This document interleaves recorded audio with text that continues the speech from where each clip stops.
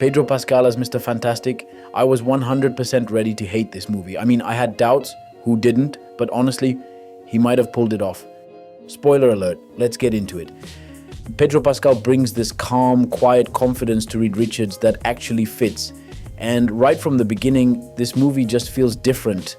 It's set in the 1960s and has this retro, almost biopic style tone that makes it stand out from the usual MCU formula. It's slower, more grounded, and lets the characters breathe. For once, Marvel isn't rushing to the next explosion or joke, and I respect that. The cast overall, solid. Sue Storm carries a lot of the emotional weight here. She's smart, powerful, and her scenes hit, especially with the whole pregnancy arc. Johnny Storm brings the usual fire, but what I love is that he's not just the funny guy anymore. There's actual growth. He has real emotional beats, and his bond with Ben Grimm feels like a real brotherhood, joking one minute, risking their lives the next.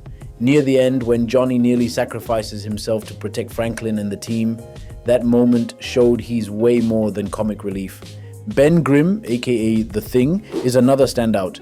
He's got heart, strength, and the CGI, super clean. The detail is insane. He actually feels real.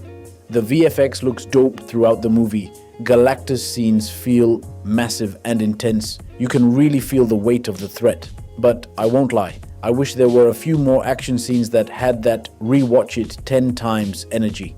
The movie's got scale, but it could have used a bit more punch in the action department.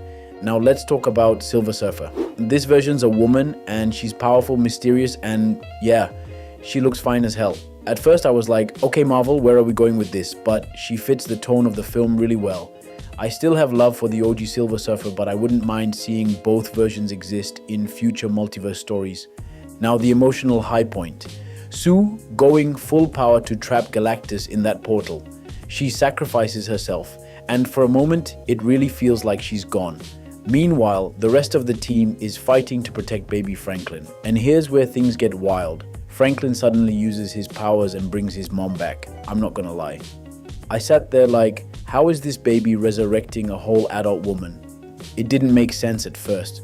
But then I remembered, Franklin Richards is literally one of the most powerful beings in Marvel. Maybe Marvel's just giving us a taste of what he can do. It was weird but still emotional.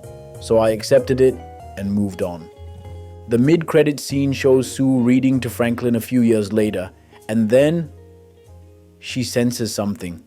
That's when we see Dr. Doom. They don't show his full face, which was kinda unsatisfying. I was personally hoping for Robert Downey Jr. to pop up as Doom like the rumors said, or at least something that connects directly to that Thunderbolt scene where the Fantastic Four's ship enters Earth 616. Still, it's a strong tease for Avengers Doomsday, just not as mind-blowing as it could have been. So yeah, Fantastic Four First Steps is a strong, focused reintroduction to Marvel's first family. No endless cameos, no forced jokes. It's mature, emotional, and refreshingly different. And let's be real, the entire movie feels like a setup for Franklin Richards. Marvel is clearly planting seeds for something big in future Avengers lineups. It's not perfect. I wanted more action, maybe a bit more payoff in the post-credit scenes, but overall, this is easily the best Fantastic Four film we've had by a long shot. I'm giving it a clean 8 out of 10. If you made it this far, I seriously appreciate you for sticking around. Drop your rating in the comments, hit that like button, and I'll catch you in the next one. Peace.